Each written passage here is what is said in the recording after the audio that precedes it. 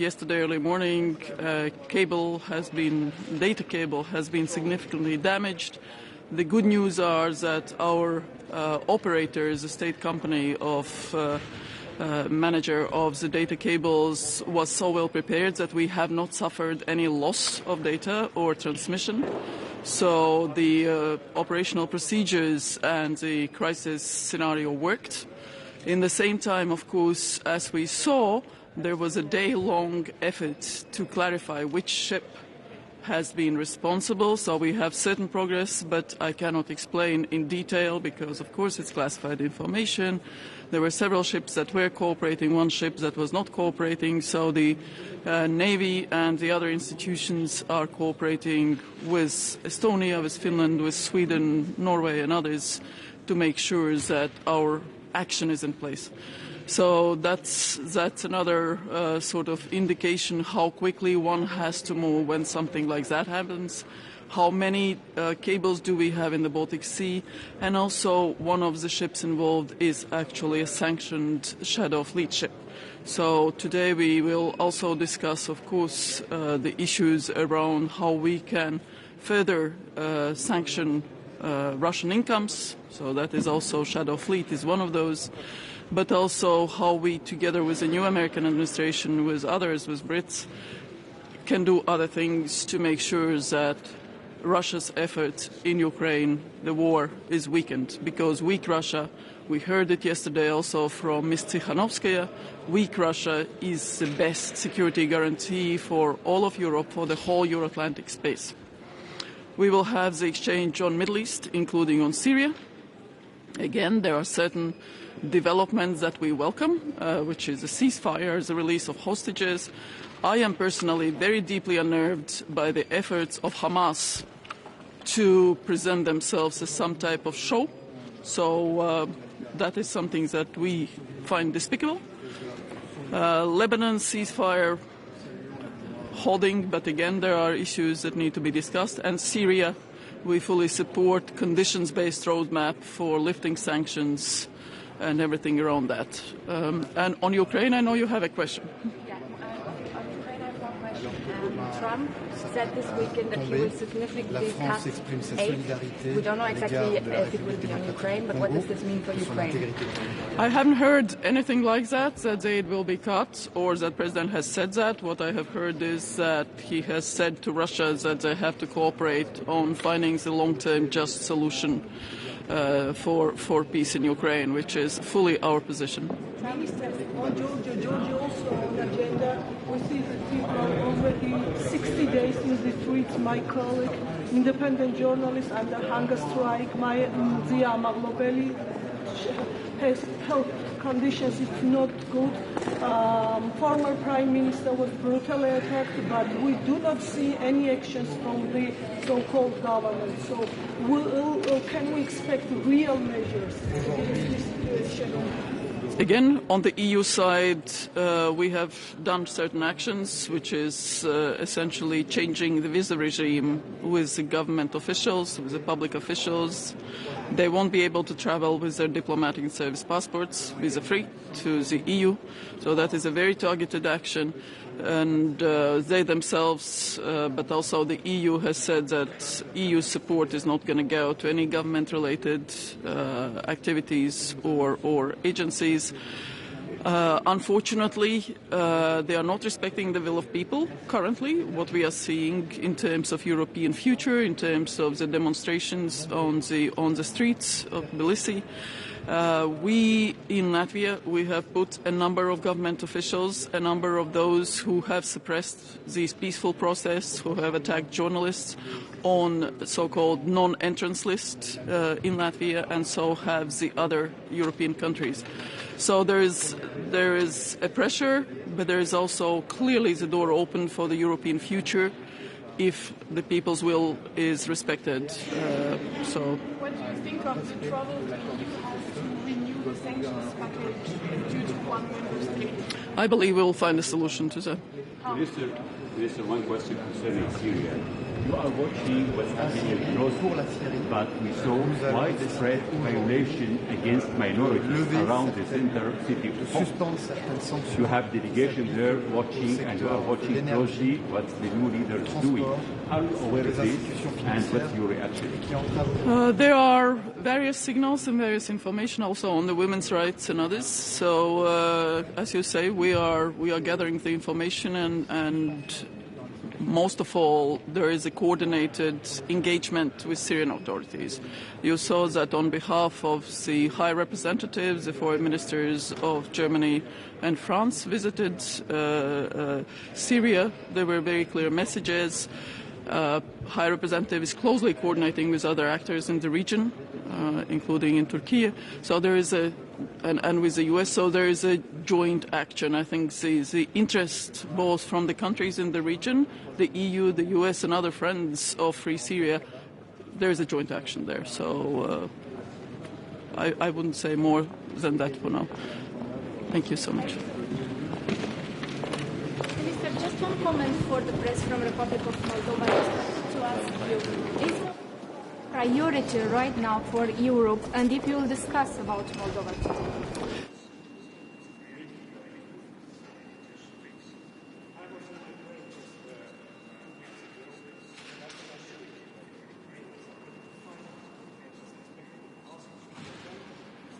terme de l'accord qui doit permettre la libération de tous les otages, notamment des 2 otages français, Pierre Calderon et doit permettre aussi de mettre fin. Good morning, everybody. So, yesterday we had a good evening with Belarusian leader Svetlana Tikhanovskaya. We were talking about the sham elections that happened in Belarus, and of course we are standing with the Belarusian people. Belarus is still high on the European agenda. Today in the morning we will have a discussion over hybrid threats. We see things happening in the Baltic Sea. We see hybrid action all around Europe. We need to raise awareness. We need to discuss what more can we do in order to avoid this. Then we have a discussion on Ukraine. I expect a decision to roll over the sanctions we have. And then, of course, it is good that we discuss what more can we do, putting pressure on Russia to end this war. It's also good that President Trump has put the pressure on Russia to say that it's in their hands to end this war. And then, of course, Middle East, a lot is happening there. We have the ceasefire in Israel-Palestine. It is, of course, a welcoming step. We have, it is a first step, and we need to build for a more lasting peace. We are working towards also helping Palestinians in Gaza. We are ready to redeploy our mission to Rafah border crossing so that humanitarian aid would reach Gaza. Then, of course, on Syria sanctions, we are also expecting to really ease the sanctions. We are expecting to decide today regarding this. It is a step-for-step approach. So if they are doing the right steps, then we are willing to do the steps on our behalf as well. So. And there's a lot on the table today, a lot of discussions, and I hope we get to some important decisions. High Representative, a question in Syria. Is EU ready to ease the sanctions in Syria after the fall of Assad? And how is the current relation between the EU countries, EU institutions, and the new rulers in that sense? We expect to reach a decision today to put together a roadmap to ease the sanctions. So it is clear that we go step by step. So we start with the sanctions that they need most to really start the build-up of the country, and then we see if the steps are going to the right direction. We are also willing to make steps on our behalf.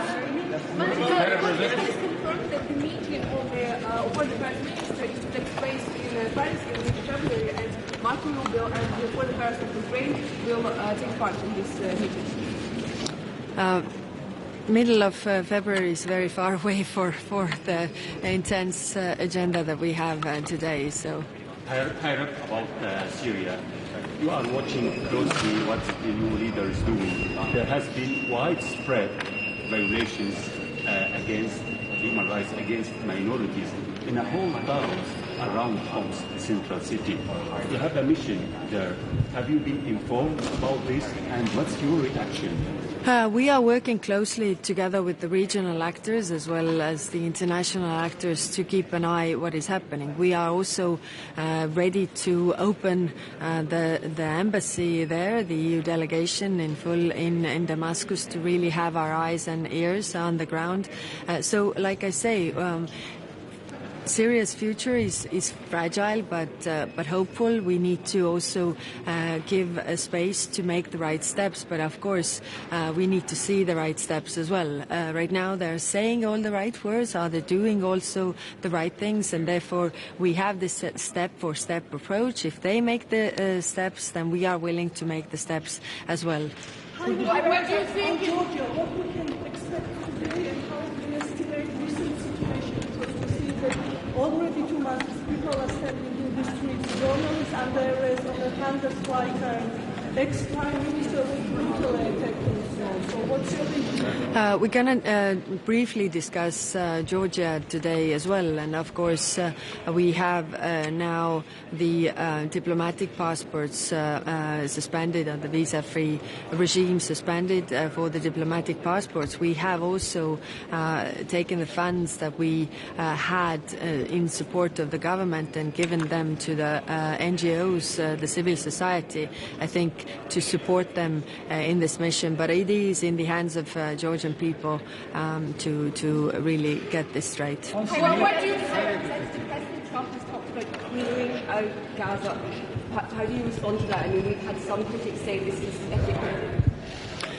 Gaza and people of Gaza have suffered a lot. I think both the Palestinians as well as Israelis deserve peace, and that's why we really need to move on from the ceasefire to a most permanent or more permanent peace. And therefore, Europe is supporting the two-state solution, of course supporting Israel's security, but also the rights of Palestinians. Europe is the biggest supporter of Gaza by humanitarian aid, but also UNRWA in the United Nations, so we continue to support the people. What do you think of the mood of new diplomats towards the United States and what's happening now with Trump? Is there a party?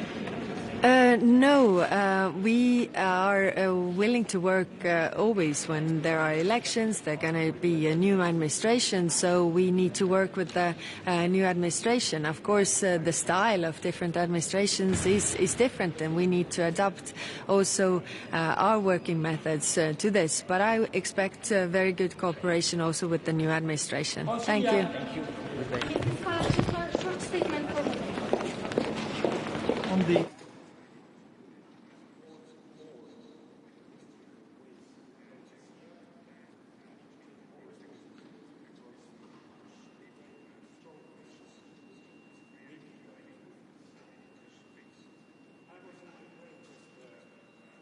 to ask you what are the main priorities of Europe regarding the Republic of Moldova, and especially if Estonia can help us with the Russian interference, especially because we have parliamentary elections soon. Yes, the Moldovan government has a very strong leadership about joining the European Union, and Estonia has been very supportive, and also this process is ongoing. So I do hope that Moldova is doing the reforms which Moldovan government is in a very good track, and the funds for Moldova about the development during the European integration process, they are there. And Estonia is helping as well Moldova, especially the fake news about disinformation, and I think that I do hope that these elections in autumn, they will become very democratic and open. Thank you. Thank you. Minister, can you comment on yesterday non-election in Belarus? priority right now for Europe, and if you will discuss about Moldova today. Yes, hello. Of course, Moldova is a priority, and we congratulate Moldova on the successful referendum for introducing the EU's future in its constitution and also for the presidential elections. We indeed are very upset at the way Russia has handled the whole gas supplies, but in the same time, Moldova's government has been clear that it will provide that assistance to its people to compensate for the rise of prices. And we have supported Moldova's government. We have sent money in the energy support fund so that that can be supported. But also the EU as such has a large program, more than 1.5 billion euros, to promote reforms within Moldova, meaning the practical way towards the European Union. So we are fully behind it, we are fully supportive, we are engaging with my Moldovan colleagues, on practical way on the EU, but also, as I said, financial support and all the other support that is necessary. Thank you. I am personally very deeply annoyed by the efforts of Hamas to present themselves. Aujourd'hui, nous commémorons les 80 ans de la libération d'Auschwitz. Nous nous souvenons des heures les plus sombres de notre histoire. Nous saluons la mémoire des victimes de l'Holocauste et nous affirmons notre rejet absolu de l'antisémitisme sous toutes ses formes. En Afrique, dans la région des Grands Lacs, les combats font rage. Alors que Goma s'apprête à tomber, la France exprime sa solidarité à l'égard de la République démocratique du Congo, de son intégrité territoriale. La France condamne fermement l'offensive menée par le M23 soutenu par les forces armées rwandaises qui ont entraîné la mort de 6 casques bleus et provoqué le déplacement de plusieurs dizaines de milliers de personnes civiles. Les combats doivent cesser et le dialogue doit reprendre. C'est en ce sens que la France s'est exprimée hier au Conseil de sécurité des Nations Unies. À un mois du 3e anniversaire du début de la guerre d'agression russe en Ukraine, l'Europe continue de soutenir les Ukrainiens pour leur permettre d'entrer, au moment où ils le jugeront opportun, dans des négociations de paix en situation de force. Aujourd'hui, nous décidons de renouveler le régime de sanctions qui a permis de priver la Russie de Vladimir Poutine de 400 milliards d'euros, c'est-à-dire de le priver de l'équivalent de 3 années de financement de son effort de guerre. Nous allons également sanctionner 3 citoyens russes, 2 citoyens de 26 ans, un citoyen de 45 ans, qui se sont rendus coupables d'attaques cyber qui ont visé et déstabilisé l'Estonie. Et puis nous annonçons un paquet de soutien à l'égard de la Moldavie qui fait l'objet d'une asphyxie énergétique de la part de la Russie qui entend, comme elle l'a fait à de nombreuses reprises ces derniers mois, perturber le débat démocratique et les processus électoraux dans ce pays qui aspire à rejoindre l'Union européenne. Au Proche-Orient, le cessez-le-feu au Liban et l'accord que la France a obtenu de haute lutte aux côtés des Américains est prolongé jusqu'au 18 février. La France déplore les pertes humaines provoquées par les tirs israéliens qui ont eu lieu hier et appelle à un respect de l'accord de cessez-le-feu qui doit conduire à un retrait complet des forces israéliennes au sud du Liban et à un désarmement complet du Hezbollah au sud de la rivière du Litani. En Syrie, pour la Syrie, nous allons décider aujourd'hui de suspendre certaines sanctions qui s'appliquent au secteur de l'énergie, du transport ou des institutions financières et qui entravent aujourd'hui la stabilisation économique du pays et le démarrage du processus de reconstruction. Ces suspensions dans les sanctions doivent avoir pour contrepartie une transition politique qui associe toutes les Syriennes et tous les Syriens, ainsi que des mesures résolues pour garantir la sécurité et en particulier une lutte sans relâche contre toute forme de résurgence du terrorisme de Daesh, ainsi que la détection, la maîtrise et la destruction des stocks d'armes chimiques du régime de Bachar al-Assad. La France accueillera le 13 février prochain la 3e édition de la conférence d'Aqaba, associant les partenaires internationaux de la Syrie pour apporter ce soutien et veiller à la mise en œuvre des mesures de transition politique et d'assurance s'agissant de la sécurité, puisque c'est aussi la sécurité des Européennes et des Européens, des Françaises et des Français qui se joue en Syrie. À Gaza, nous accueillons avec beaucoup de soulagement cette première phase du cessez-le-feu qui a permis des premières libérations d'otages. Nous appelons toutes les parties à respecter les termes de l'accord qui doit permettre la libération de tous les otages et notamment des 2 otages français, Ofer Calderon et Ohad Yalomi, qui doit permettre aussi de mettre fin à cette guerre qui a trop duré et qui a fait tant de victimes et ouvrir un chemin vers une solution politique seule susceptible d'apporter la paix et la stabilité dans la région. Il faut que l'aide humanitaire puisse désormais être acheminée sans entrave dans l'enclave. Et de ce point de vue-là, l'UNRWA doit pouvoir continuer à exercer sa mission essentielle en soutien des populations civiles. Dans quelques semaines, les gendarmes français et européens de la mission EUBAM seront déployés à Gaza pour pouvoir assurer le bon fonctionnement du point de passage de Rafah. Enfin, s'agissant de l'Iran, la France condamne les conditions de détention arbitraire des otages français détenus sur place et dont les conditions sont assimilables en droit international à de la torture. Nous avons appelé nos ressortissants à ne plus se rendre en Iran, nos ressortissants de passage là-bas à revenir en France. Et j'annoncerai aujourd'hui que nous proposerons que les responsables de ces détentions arbitraires puissent être sanctionnés par l'Union européenne dans les mois qui viennent. Enfin, nous décidons aujourd'hui de suspendre l'exemption de visa qui s'applique aux diplomates, aux officiels du gouvernement géorgien, que nous appelons une nouvelle fois et avec beaucoup de fermeté à mettre fin à la répression qui vise les manifestants et qui vise les journalistes et les représentants d'organisations de la société civile. Le peuple géorgien a exprimé constamment et avec beaucoup de persévérance son aspiration européenne, son aspiration à la démocratie et à la liberté. Elle doit être entendue. A couple of days ago, you had a meeting in Davos with the Prime Minister Masroor Barzani. Could you tell me something about that meeting, please? La France est très attachée. France remains committed to the fact that the Kurds are fully integrated in the political transition in Syria. There needs to be a political solution that respects the rights of the Kurdish people while taking into account the security interests of Turkey.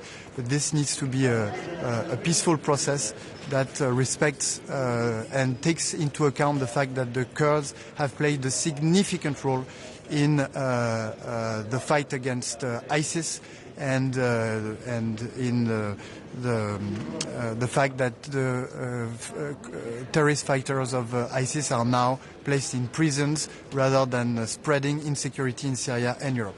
Qu'est-ce que vous pensez du blocage des sanctions du renouvellement des sanctions par un seul pays membre? Je vous l'ai dit, aujourd'hui, les sanctions seront renouvelées. Elles ont permis de priver Vladimir Poutine de 400 milliards d'euros, c'est-à-dire l'équivalent de 3 années d'efforts de guerre. Elles ont prouvé leur efficacité et elles vont être maintenues et se poursuivre. Je vous remercie. Merci beaucoup.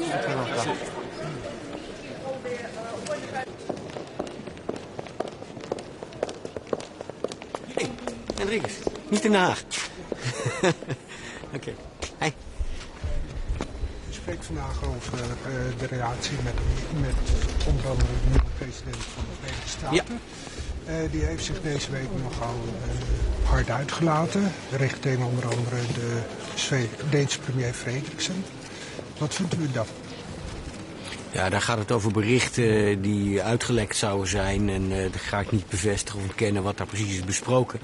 We gaan de nieuwe Amerikaanse administratie constructief benaderen. Omdat zowel op veiligheid als economie Europa en Europese landen een hele sterke band hebben met de Verenigde Staten.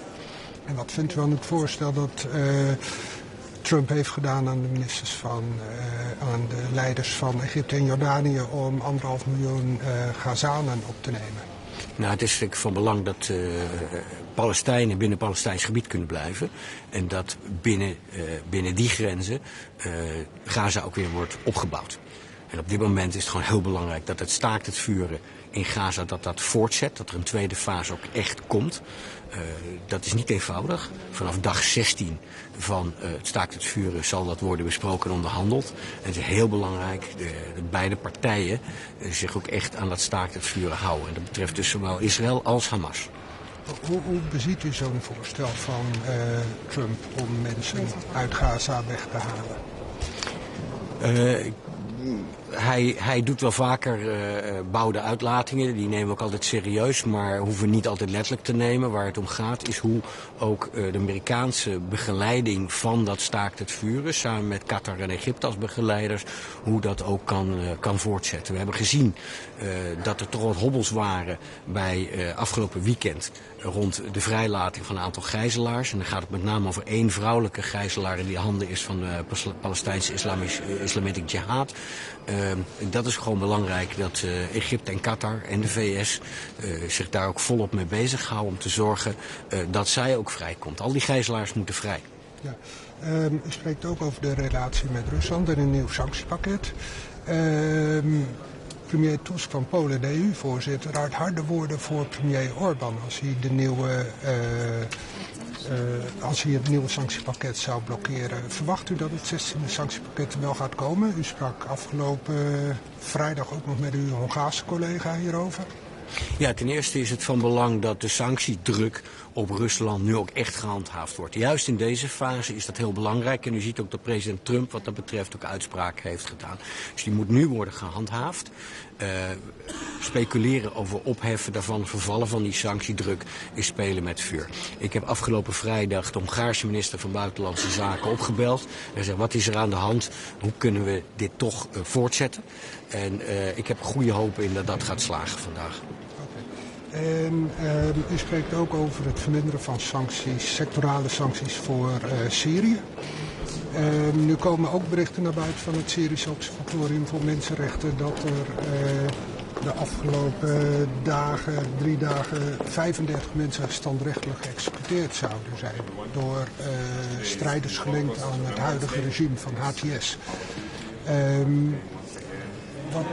Wat voor signaal geeft u dat? Het zouden voornamelijk mensen van het oude Assad-regime zijn. Ja, die berichten kan ik niet bevestigen. Maar het is wel heel ernstig om te onderzoeken wat er her en der plaatsvindt.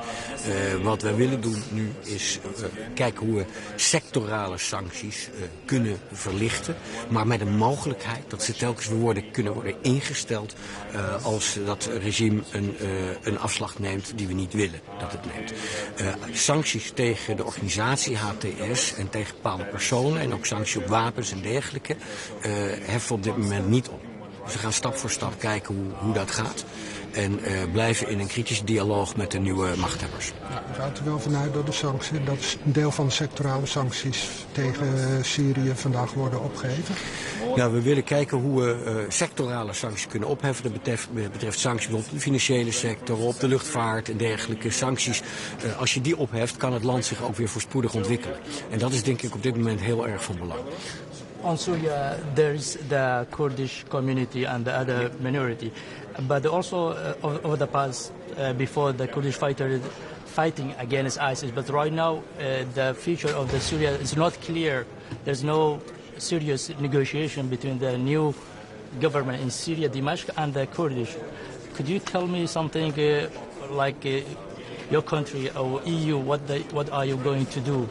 For the Netherlands, it's very important that the new governance of Syria is working in a rather inclusive way, including all the communities that make up the society of the country. And that includes Christians, for example, but that also includes Kurds. We explicitly state that in all kind of statements, and it has also been included in the first EU statement right after the fall of Assad. Minister, on Georgia, we saw many statements from your ministry. What's your now current opinion? Because, as you know, my colleague, for example, independent journalist Zia Maglobeli on a hunger strike, 15th day.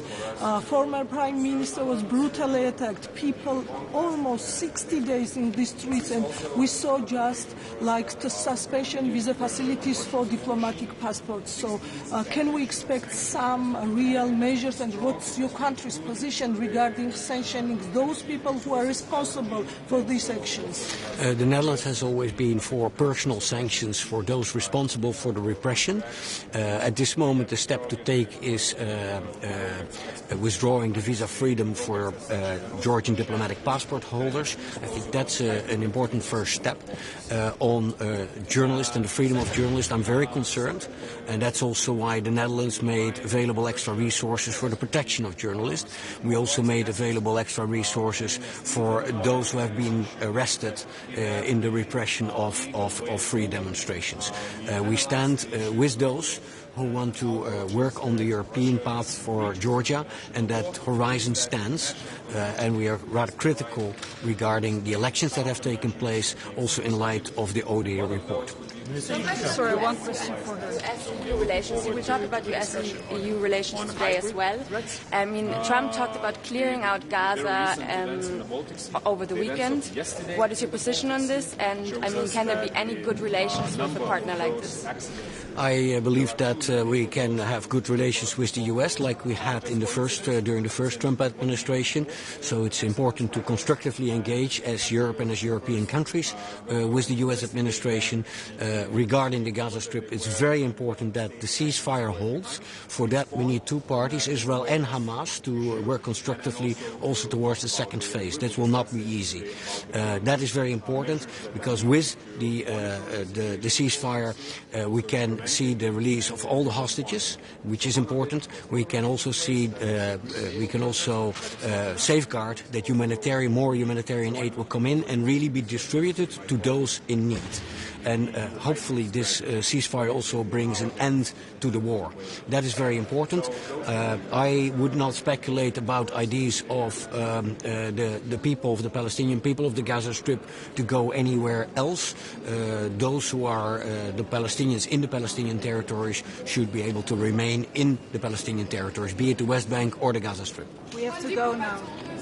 Last question. Not go into panic mode on Trump. What's your idea on this? We see panic mode is never good in foreign policy making. It's never good. It's never a good base of foreign policy making. There's no reason to be in panic mode. We are not in panic mode. What is very important is that we chart our way in a constructive engagement, because the relations between Europe and the US are very intensive, both on the economic front as well as regarding security and defense policy. Thank you. Thank you.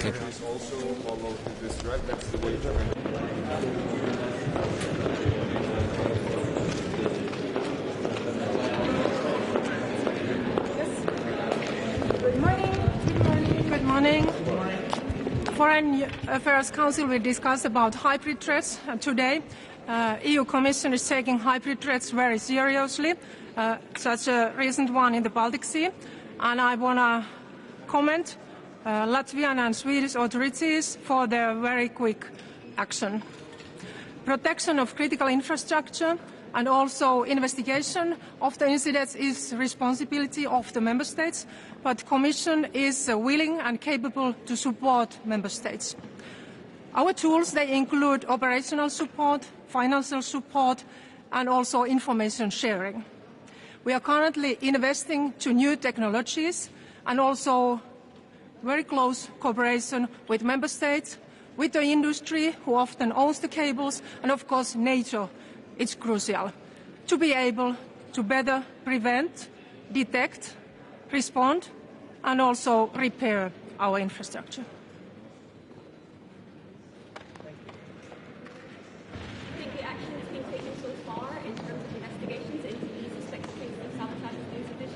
I think the authorities now in Latvia and Sweden, they were taking very, swift action. And also during the Christmas time, we saw the same in Finland. So I think now we are better prepared already in the Member States. And of course, it's always crucial that all the authorities, they are sharing the information, and then it's easier also to respond to this. actions. Are you worried about further attacks? What's your stance on the future of the hybrid threats? We have to be prepared for very different hybrid threats as we have seen. So we are really living in times when everything can be weaponized, and now we have to take more actions to really prevent our critical infrastructures. Luckily, we have many technologies we can use there, but also we have to work very closely with the member states and with NATO. And often the owner of the infrastructure is a private industries. Of course, their role is also very important here. You say we're better prepared, but then we keep on hearing on these incidences when cables are destroyed and other infrastructure is destroyed. So are we really better prepared? I think we are already, because now we have seen, because this was, I think, 5th or 6th on the row in the Baltic Sea, that kind of incident. So now these two last ones in Finland, between Finland and Estonia during the Christmas time, and this weekend between Latvia and Sweden, the authorities, they have been responding very swift and they have been taking the action. So I think we are much better prepared, but of course we have to do more. But one thing is responding, but how can we prevent this? We are currently investing to new technologies where we can use cables, smart cables as sensors, and also we can use our satellites. And of course we know also that NATO is currently having also operation on Baltic Sea. So we are working on that, how to be better prepared also to prevent our infrastructure. Thank you. Minister, I have one question concerning Syria and Europe trying to contain the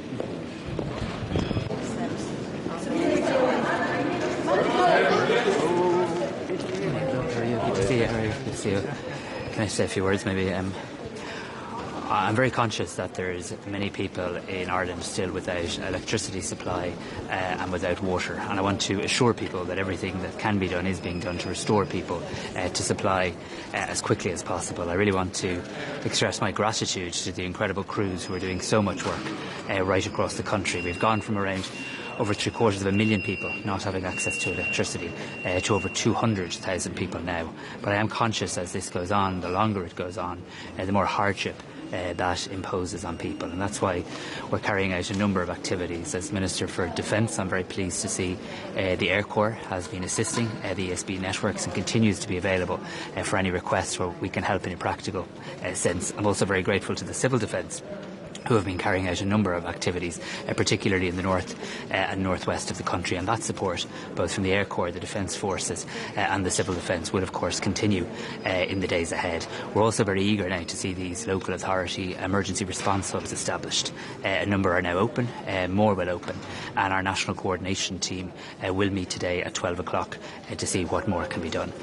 I'm very pleased to be here at my first meeting of the Foreign Affairs Council. Of course, we're meeting at a time of much geopolitical uncertainty and challenge. I firstly want to obviously acknowledge and very much recognise that today is International Holocaust Remembrance Day, and it is so important and so vital that we pause and that we remember the absolute horror. How many people were murdered during this time? 6 million people. And today I will be announcing additional funding from Ireland for the Auschwitz-Birkenau Foundation as well, to continue to support the preservation of that site. We must never forget, and we must all say never again. And Ireland is very determined to continue to work to stamp out anti-Semitism in every way we can, both domestically and indeed at a European level. We have much on the agenda today. Obviously the Ukraine, a very serious situation continues there. We must absolutely maintain European solidarity. We need to see the rollover of the sanctions in relation to Russia. That's absolutely essential, and I think very good progress has been made on that this morning, and I welcome that fact. We need to obviously discuss the Middle East. I think we need to begin to progress the conversation about the status of the sanctions in relation to Syria, but any changes there, I think, will need to have a snapback mechanism. I think that's really important to provide the European Union with the assurances that we require. And of course, in relation to Gaza, I very much welcome the fact that the ceasefire is holding so far. ceasefire, that we have seen the release of hostages, and that we are seeing a very significant increase in humanitarian aid, but we need to see so much more. And I think we need to all challenge ourselves on how we can do more. While I'm here today, I'll also have an opportunity to have a bilateral with the EU Trade Commissioner, someone who knows Ireland very well from the Brexit days, but wanted to have a very early engagement with him. I think it's absolutely vital that the European Union and the United States establish a deep, meaningful working relationship.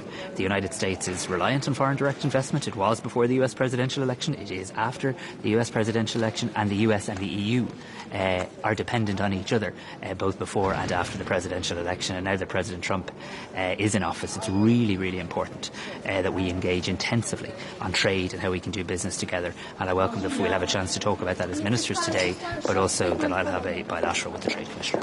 On the question of the Holocaust, do you think it was appropriate for President Higgins to talk about Gaza during his speech on the Auschwitz remembrance yesterday, given the sensitivities about linkage and equivalence to various historic events?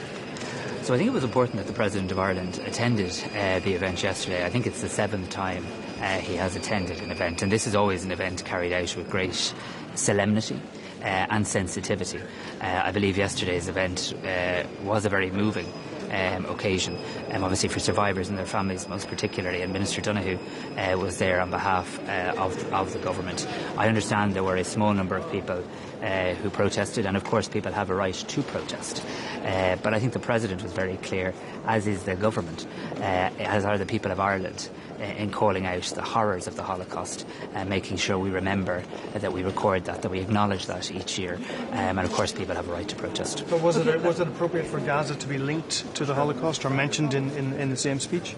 I think the President was very clear in relation to obviously specific issues regarding the Holocaust and his absolute condemnation of the horror, the murder of the Jewish people, but also I think rightly mentioning the situation in the Middle East as well, but also calling very much for hostages to be released. I am conscious though that this is a very, very sensitive time, and I don't want to say anything to distract from that. You know, today is the 80th anniversary of the liberation of Auschwitz. Today is International Holocaust Memorial Day, and I think it's really important that we keep the focus on that. Minister, about Syria, like and I wanted to find out the Department of Foreign Affairs. I'm not sure. Minister, I wanted to find out what you intend to do precisely in Syria, the situation going there right now. So I think in Syria, I think it's early days, but I think there are cautious signs of optimism. But it is important that we continue to engage. I don't think it would be a good scenario to have many other geopolitical actors and forces engaging with Syria, and for the European Union not to be in a position to intensively engage. And I welcome the fact that a number of my counterparts have already visited Syria. A number more will in the days ahead. I think that is good. I think we're getting to the point where we can begin to have an informed conversation around the issue of sanctions. But I think it is vital that any discussion around that also has that snapback mechanism, so that if things do go off kilter, there is an ability to immediately reinstate the sanctions. I think that's a prudent way to respond. That's the starting point to which I come to this conversation. I think we also, in the time ahead, need to consider obviously issues around migration and the many Syrians who fled Syria right across Europe, but I think that is for another day. I think the priority now must be on engagement with the new Syrian authorities and making sure that as we consider the easing of sanctions, that there is that snapback mechanism.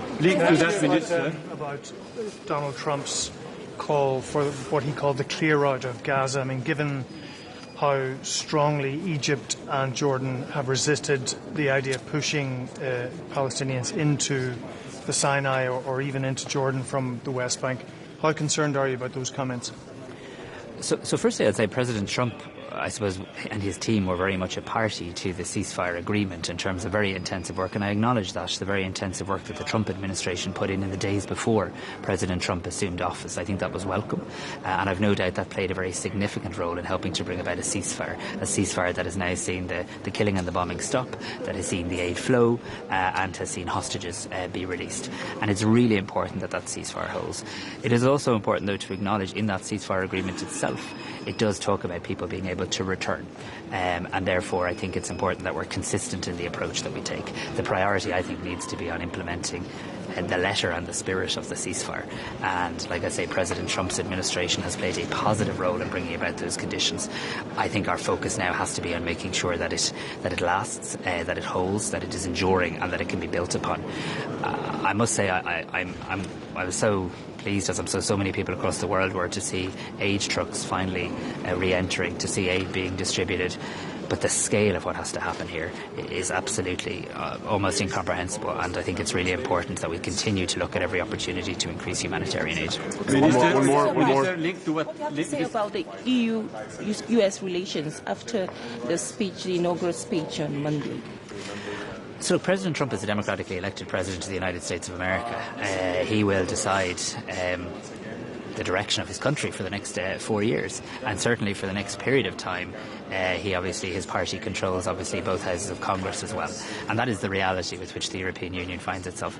I think Europe should not just become a multilateral organisation that talks about President Trump. We should also be one that talks about what we are going to do ourselves. We are not just commentators on the outcomes of other people's elections. We are the European Union, and there are hundreds of millions of us. There are 27 countries, and we must now control what we can control. And that means the implementation of the Draghi report. It means the implementation of Letta's recommendations. It means carving out the proper time, bandwidth, space, capacity in the Commission to return to issues like competitiveness. And it means engaging with President Trump in a way that I think he relates to, about the benefits to the United States of America of doing business with the European Union and member states of the European Union. And I would respectfully point out, when you look at trade in the round and when you include the issue of services, it's a much more it's a very different or less stark picture to perhaps how it's somehow presented in the United States. So we can do business with the Trump administration. My country has done business with every US administration. There'll be challenges. There'll absolutely be challenges. But we've got to control what we can control, and that's why I want to meet the Trade Commissioner today. I think it's essential that there's an early engagement between the EU and the US. I called for that during my time as a member of the European Council. I reiterate that today. And I also very much welcome the fact that the Secretary of State, Marco Rubio, will be invited to participate or to either Zoom in or meet us in person at a Foreign Affairs Council at an early date. I think that would be really a very welcome development. Meeting members of the US pharma sector, multinational sector, as part of perhaps a charm offensive to dissuade them from shifting production to the US? So we'll absolutely be engaging with them, and it's my intention in the next week or so to bring proposals to government to establish a new trade consultative forum. What I want to do here is get people around the table. I want to get people around the table in the broadest sense of the words Team Ireland. Whether you're the government of Ireland, whether you're people investing in Ireland, whether you're people looking to seek investment in Ireland, I think it's really important we all work together and trade. It's really important we also listen carefully to what people considering investing in Ireland are saying to us. And they're saying we need to see a greater investment in infrastructure, in things like water, energy and housing. And I think showing them that we have a roadmap and a plan forward there, as we do and as we've prioritised in the programme for government talks, would be very good. There's many, many reasons people do business in Ireland, and I don't believe those reasons have fundamentally changed at all. And I do believe working together, actually, we can further enhance the Why Ireland argument in the days, weeks and months ahead. Well, obviously the European Union has a wide range of sanctions in place in relation to Syria, and I think as we begin to consider in the time ahead the future of those sanctions, obviously we have to be very conscious of the very important issues that you highlighted. Human rights is a fundamental value on which the European Union is founded. I think it is also, though, important that the European Union doesn't remove itself in any way from engagement. I think we've seen how that has been a mistake in other parts of the world in the time gone by, where many others engage with countries and the European Union stands back. I don't think that would be a prudent or responsible thing to do. I think it's much better to engage, but of course engage based on our own values, and of course having snapback mechanisms in place if we make any decisions in relation to the removal of sanctions or the easing of sanctions in due course. Thanks very much. Thank you.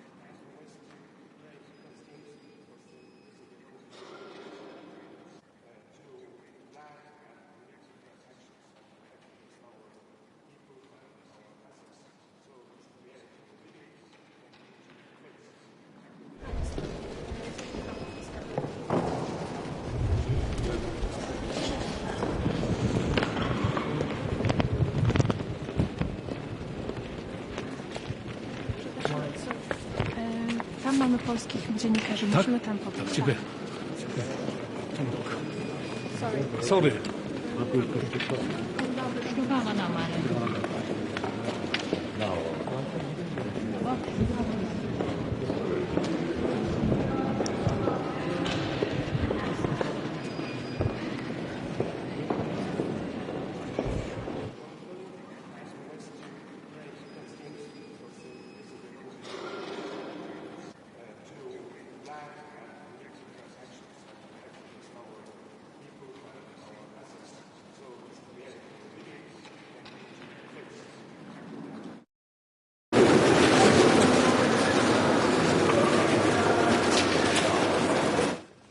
Dzień dobry Państwu. Dzisiaj pierwsza Rada Ministrów Rolnictwa Unii Europejskiej w czasie naszej prezydencji, polskiej prezydencji. To duże wyzwanie, ale także wszelkiego rodzaju możliwości kierowania, wpływania, koordynacji, współpracy, wypracowywania pozycji Polski tutaj w Unii Europejskiej. Główne przesłania, wokół których będziemy skupiać dzisiejszą naszą dyskusję, ale nie tylko, to jest problem bezpieczeństwa żywnościowego. O tym dużo mówił także pan premier Tusk w czasie swojej wizyty w parlamencie w Strasburgu. Drugi obszar spraw to jest problem związany z uproszczeniem wspólnej polityki rolnej, temat ciągle aktualny, ciągle ważny i ciągle oczekiwany przez rolników. Trzeci temat to poprawa funkcjonowania rolników w łańcuchu żywnościowym, bo rolnicy w tym łańcuchu żywnościowym od pola do stołu są najsłabszym ogniwem, nie mają wpływu na ceny środków produkcji, nie mają wpływu na ceny sprzedaży, czy mają ograniczony wpływ. Stąd tak ważna jest pozycja rolników, co też o co się bardzo mocno dopominali w czasie protestów, które rozpoczęły się na początku, jeszcze w 2023 roku, ale głównie ich nasilenie przypadło w roku 2024. I tymi sprawami będziemy się zajmować w czasie dzisiejszego posiedzenia Rady i w takim ujęciu bieżącym legislacyjnym, bo będziemy omawiać dwa wnioski rozporządzeń, które złożyła Komisja dotyczące wspólnej organizacji rynku, gdzie chodzi nam o wzmocnienie pozycji właśnie rolników w tym łańcuchu i także o transgraniczne wszystkie sprawy związane z ograniczeniem nieuczciwych praktyk handlowych, co jest wyjątkowo ważne.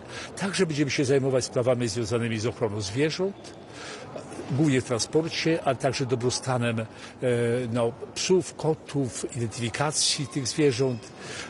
Także będziemy podejmować tematy bardzo ważne, jak związane z handlem, który jest istotnym obszarem i zainteresowania rolników, ale także ostatnie wydarzenia, czy sprawy związane z umową z Mercosurem, czy w ogóle cały spraw handlu, one nabierają wyjątkowego znaczenia. Oczywiście tutaj zawsze pamiętamy, że handel, to obowiązuje, to jest zasada w obie strony, że nie tylko kupujemy, ale także sprzedajemy. To jest należy o tym pamiętać, ale także będą wyjątkowo ważne sprawy, jeśli chodzi o handel, to my tutaj bardzo mocno wyraźnie stawiamy i mówimy do Komisji o potrzebie takiej pełnej analizy udzielonej